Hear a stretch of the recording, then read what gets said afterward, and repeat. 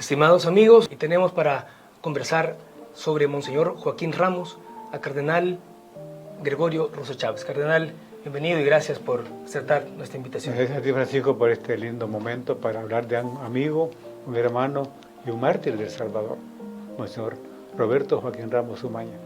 Hemos querido titular esta entrevista, este espacio de conversatorio, como Monseñor Joaquín Ramos, el obispo olvidado, porque de alguna manera hace tanto tiempo que fue asesinado y se sabe tan poco de él, se habla tan poco de él, se conoce tan poco de él. Sin embargo, es uno de nuestros mártires. Cardenal, coméntenos, ¿cómo conoció usted a Monseñor Joaquín Ramos? Sí. Antes de eso quiero hablar de la palabra olvidado. Hace una semana nos reunimos y planteamos claramente el martirio de Monseñor Ramos.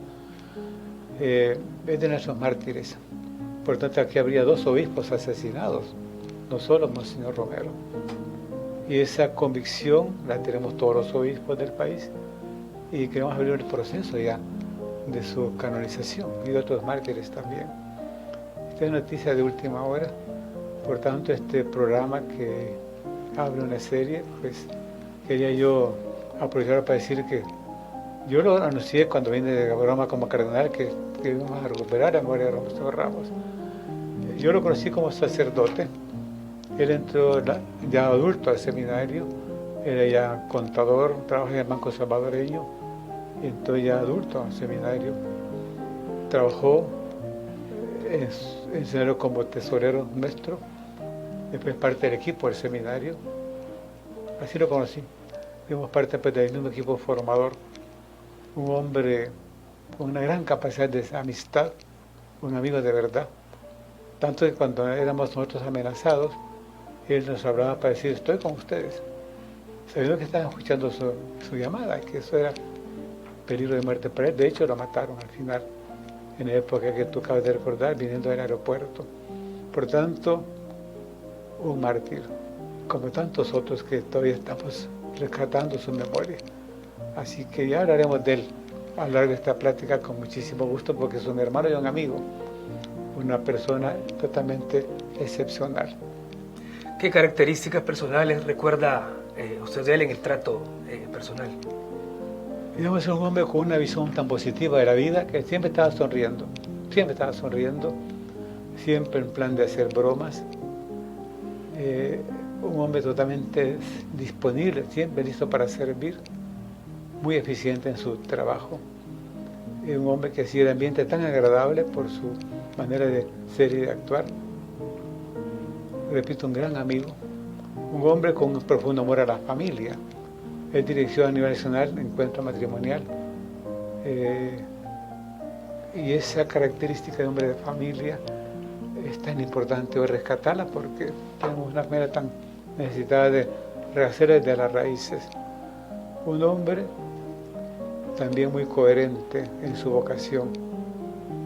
Un hombre que vivió su vocación de sacerdote a plenitud y que cuando fue obispo castrense supo ser libre, y eso también le costó caro. No fue un juguete en manos de los militares, sino que fue un hombre libre que trató de hacer las cosas como hombre de iglesia al servicio pues de la Fuerza Armada en su momento. Esa parte es la parte más dolorosa de su vida y hay que valorarla, también sacar lecciones de eso que él vivió en forma con mucha fortaleza, pero también con mucha tristeza. Cardenal, ¿cuál es la misión o labor del obispo castrense dentro de un país, de una nación? Sabemos que no en todos los países hay obispado castrense. Cada día hay menos países con obispados castrenses. Las figuras normales son capellán, normal es un capellán como de hospital de un colegio, un capellán. Aquí es un obispo que fruto de un concordato con la Santa Sede. Hay un documento oficial que se firmó entre el gobierno de la época y el Papa de la época para tener aquí un servicio con un obispo encargado. Hay unos derechos y unos deberes de cada parte. Aún está vigente ese concordato, aunque hoy no tenemos un obispo todavía, como en caso que hay un administrador apostólico, el Francisco Morán, pero pocos países lo tienen ahora en América Latina, el vicario castrense. Antes era más frecuente esta figura, hoy está, digamos, como revisándose qué será lo mejor para servir a las Fuerzas Armadas en la parte espiritual. Durante la época de Monseñor Joaquín Ramos como obispo castrense, ¿cuál era la realidad o cuál era la situación dentro del ejército, de las Fuerzas Armadas? Porque estábamos recién firmados los acuerdos de paz. Precisamente el tiempo de la tandona, ¿verdad? Y este elemento es importante para entender la misión que le tocó cumplir a él y también sus dificultades. No tuvo una tarea fácil, porque la guerra estaba pesando mucho todavía. ¿Quiénes la condujeron? Que eran los generales de la época.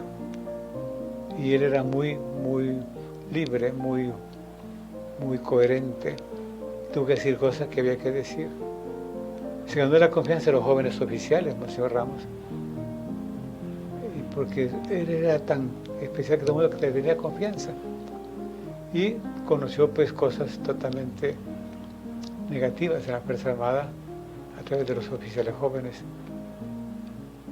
tanto de orientales, para que fueran una fuerza positiva. Y no tuvo una relación muy buena con algunos de los máximos jefes de la Fuerza Armada de la época.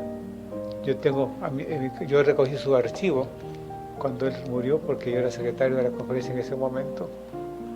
Vi los documentos que había en ese archivo ligados a su trabajo como vicario castrense, y se ve que no fue fácil para él dar ese servicio. ¿Cuál fue el contexto político y social en que asesinan a Monseñor Ramos? Este tema es muy importante abrirlo en este programa, porque lo vamos a estudiar también a fondo en la conferencia episcopal. Monseñor venía de un encuentro sobre juventud. Él era encargado de juventud a nivel de la conferencia episcopal. Entonces llegó a Costa Rica, él llegó a San Salvador, y allí una pareja joven le ofreció traerlo en su carro. Y en un lugar donde tocaba de recordar al inicio del programa, lo matan. El disparo es en el cuello de Monseñor Ramos. Lo llevan al hospital militar, nos avisan. Yo voy inmediatamente a ver qué pasa. No nos dan la ropa que él llevaba, borran todas las señales de la escena del crimen. Y comenzó entonces ya la discusión de si fue una cosa accidental o un asesinato. O sea, la gran pregunta es esa. Y está todo documentado, lo que la Iglesia fue investigando. La tutela legal se metió de lleno en el caso. Y hay una documentación sobre eso. Luego hubo un montón de especulaciones. ¿Qué quedó claro? Primero, que fue un arma militar la que disparó. El arma estaba en el aeropuerto de Ilopango, en el cuartel de Ilopango, de Comalapa. En la investigación se va negando de dónde viene el arma. Finalmente se comprueba que viene de Comalapa. El soldado parece que era de Zacatecoluca, el que disparó. Y esa parte bien importante, el arma homicida. Cuando se investiga el caso, no dicen los datos exactos en la Fuerza Armada,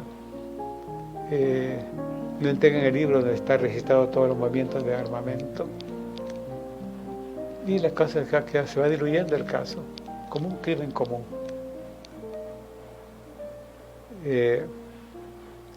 Eso que está a nivel de la investigación. Está lo que investigó la Iglesia, y queremos reabrir el caso, ¿verdad? Y ciertamente nosotros sabemos que fue un martirio, no fue una muerte casual. Y por eso queremos que en la etapa de buscar nuestros mártires esté él encabezando esa lista.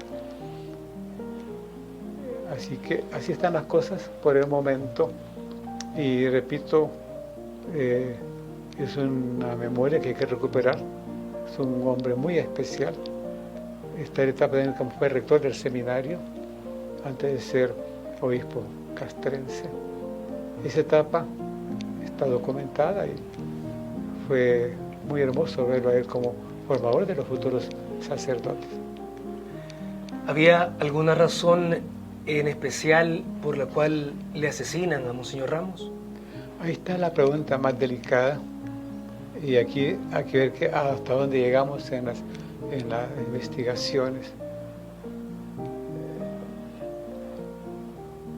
Yo tengo mi propia opinión, pero que no quiero decirla todavía, porque queremos hacer las cosas, digamos, adecuadamente y en forma más profesional.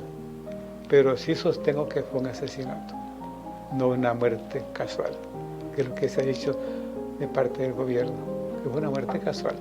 ¿Qué versiones o qué versión se manejó de parte del gobierno o de parte del sistema judicial en el momento de su asesinato?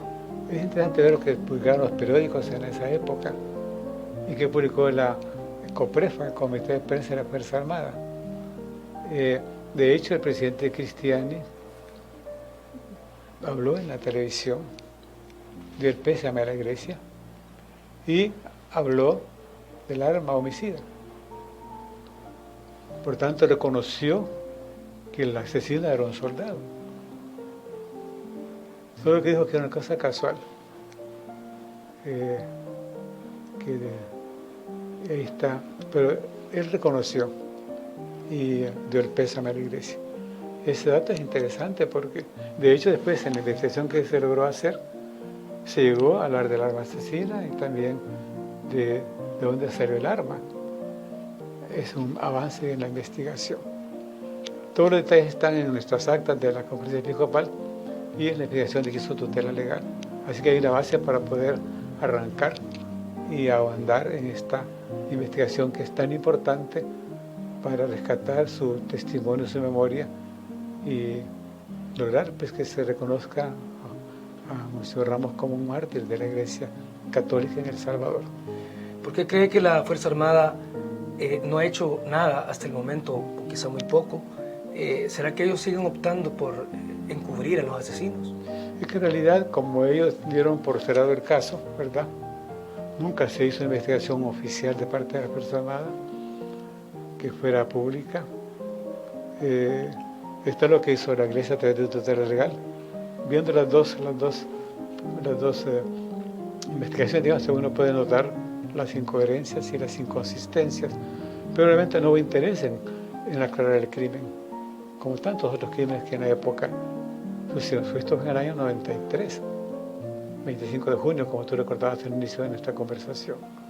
Vamos a retomar el caso y Dios quiera que lleguemos a ahondar en lo que pasó y por qué sucedió. Ahora, la diócesis castrense, después de su asesinato, asume algunos administradores apostólicos, luego llega el obispo sucesor. ¿Ha hecho algo la diócesis castrense por esclarecer el caso, por buscar pruebas? No tengo noticias al respecto, pero voy a investigar. Me parece que no, que dejó lo que el tutela legal estaba investigando como la única fuente de información del asunto. Sí conozco lo que pasó en la Conferencia Episcopal, discutíamos eso nosotros en varias reuniones. Había dos, unos decían sí, otros decían que no. Decían, fue casual, decían no, fue asesinato. Ese caso pues lo discutimos entre los obispos. Hoy veremos qué logramos aclarar, pero por ahora el caso está abierto. Luego del asesinato de Monseñor Ramos, sé que San Juan Pablo II, él dijo unas palabras en el momento cuando se da cuenta que lo asesinan a él. Quien estuvo más firme en este tema fue el exsecretario de Estado de la época, que era un cardenal africano, Gantín. Vino aquí con el Papa en el 83 y nos dijo, es un martirio. Y cuando yo lo vi en Roma, me preguntaba por ese asesinato. Igual el cardenal Rodríguez de Honduras siempre sostuvo que era un martirio, un asesinato. pero el drama me impactó mucho. El cardenal Gantín estaba muy conmovido por esta muerte y convencido de que era un asesinato, por tanto un martirio. El Papa, digamos, expresó su condolencia, ¿no? Cuando conoció la muerte de Moisés Ramos, pero quien estuvo así, digamos, como dándole seguimiento fue el cardenal encargado de los obispos, Bernardino Gantín, que era de Benín, África. Ya murió. ¿Hubo alguna posición de parte del obispo y de parte de las sedes? Sí, hubo una condena, acá está el documento donde se protestó por ese asesinato. Podemos encontrar el documento, está disponible, pero sí hubo una declaración ante esa trágica muerte de Monseñor Ramos. Ante el martirio, ante nuestros mártires salvadoreños, no faltan las opiniones que la gente dice, que por qué la iglesia tiene que meterse en esos temas, ¿verdad? Si eso le corresponde al sistema judicial. ¿Será que la iglesia no debe meterse o sí le corresponde hablar de los mártires? Monseñor Romero, un día antes de morir, el 23 de marzo, habló de este tema. Dijo que muchos quisieran que la iglesia no hablara y que solo citara los documentos oficiales, porque no los aplicara a la realidad. Cuando uno lo aplica, dice, viene la persecución y viene la muerte. Lo dijo a la víspera de su muerte, 23 de marzo. En teoría uno dice cosas bonitas, pero cuando uno se aplica, pues vienen las amenazas y las dificultades y las persecuciones y las calumnias y todo lo demás. Y esto sigue siendo verdad todavía hoy. Es cosa que solo vivió Monseñor Romero. Y entonces Ramos, cuando nos amenazaban a Riviera y a mí, llamaba por teléfono: hermanito, estoy con ustedes, estoy rezando con ustedes. Y están grabándole su llamada. Él sabía que ante el gobierno, él era una persona que no era de confianza, porque él era fiel a la iglesia y a la amistad con los pastores, que éramos nosotros. Eso me parece a mí que eso le costó la vida. Y ahora, hablando del proceso canónico, para pues, llegar a una canonización, ¿a quién le corresponde abrir el proceso? ¿Es a la diócesis castrense o a la arquidiócesis o a través de las sedes? Por el momento, digamos, hemos tomado el caso como conferencia episcopal. Ahora, a la hora de proceder en la parte diocesana, tenemos que decir cómo vamos a hacer, pero el proceso diocesano se hace en el país, ¿verdad? Hay una comisión de canonización que todos conocemos, que ha servido para las causas de martirio, tanto Rutilio como Cosme, y antes Monseñor Romero. Si decimos que esa comisión es una comisión arquidiocesana, por el momento, ¿no? Así que eso, hay ya normas técnicas que vamos a aplicar, pero ciertamente queremos que ese caso se estudie y se inicie para que tantos mártires anónimos también vayan encontrando su lugar en la iglesia y en la memoria también del pueblo de Dios. Para ir concluyendo, cardenal, usted ha hablado en algunas ocasiones sobre el martirio de Monseñor Joaquín Ramos. Recuerdo cuando usted venía de Roma, recién ordenado cardenal, usted dijo que se iba a abrir el caso, a buscar cómo llevarlo a los altares. ¿Qué mensaje usted puede dejarle a los amigos, a la familia, a los feligreses de allá de San Antonio del Monte que tienen la esperanza de ver a su pastor en los altares?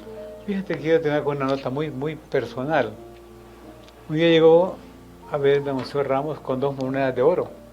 Me dijo: voy a mandar a hacer 2 anillos, uno para ti y otro para mí. Y este es el anillo que él me regaló. Este anillo es el que el Papa Juan Pablo VI regaló a los pares conciliares en el año 65. Esta es una copia, tiene aquí en bajo relieve Cristo Rey y a los lados San Pedro y San Pablo. Fuimos donde un joyero alemán en la ciudad de Merliot, y este es producto de dejar de emoción un anillo del concilio que hoy pues traje para hablar con ustedes como testimonio de la amistad que él tenía conmigo y de su fidelidad a esa amistad que le costó la vida, porque, repito, nunca nunca disimuló que era fiel a la iglesia y a lo que la iglesia estaba enseñando en ese momento, dependiendo de la dignidad humana, que es lo que nos tocaba hacer a Monseñor Rivera y a mí. De hecho, murió un año antes que Monseñor Rivera, en el año 93, 25 de junio. Así que esa amistad, como él la vivía, está enraizada en Jesucristo. Por eso es tan importante rescatar su memoria, su testimonio y hacerle justicia.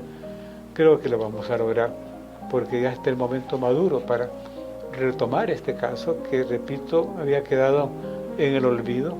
Y a nivel de iglesia, pues, pocos pastores recargaban esta realidad. Y cito a este cardenal de Roma y al arzobispo de Tegucigalpa, cardenal Oscar Rodríguez. Así que hoy ya es un consenso en la conferencia episcopal. Hoy tocará pues dar los pasos convenientes. Creo que es una buena noticia para quienes van a ver este programa sobre nuestro querido hermano Monseñor Roberto Joaquín Ramos Umaña. Bendiga a Dios a todos los que van a ser parte de esta teleaudiencia y de esta radioaudiencia en esta ocasión, pues abriendo un camino que ojalá que llegue a culminar en el reconocimiento oficial del martirio de Monseñor Ramos y tanta gente más que esté en la lista, pues, de Dios ciertamente. Así que un abrazo para todos. Bien, amigos, hemos concluido con este espacio Quincho, un obispo con olor a oveja, y este día hemos conversado con su eminencia cardenal Gregorio Rosa Chávez. Estaremos llevándole más entrevistas acerca de este gran obispo castrense, Monseñor Roberto Joaquín Ramos Umaña.